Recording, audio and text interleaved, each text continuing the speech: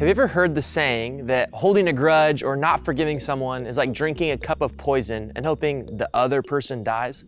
When we hear sayings like that, it's obvious how silly it would be to do that. We can all clearly recognize that drinking poison and then expecting the person across from us to die would be completely insane. So why do we do it every day?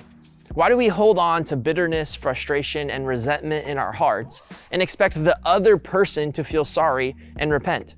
It's such an interesting phenomenon that we know holding on to bitterness only hurts us, but we do it anyway. At least I know I do. It's so easy to get all self-righteous about bitterness, to justify feeling frustrated and resentful, saying things in our minds like, it's all their fault. If they just apologize, then I could move on.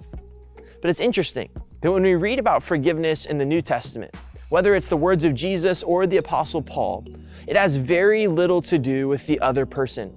We're encouraged, we're commanded to forgive even when the other person doesn't deserve it, even when they aren't even sorry.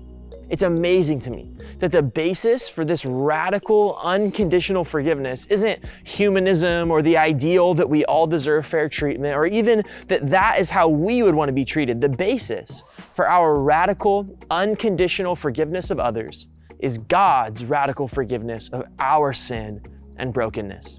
So the next time you find yourself holding on to bitterness, frustration, resentment, the next time you're waiting for the other person to get their act together, remember that if Jesus had waited for you to figure yourself out before he forgave you, he would have waited forever.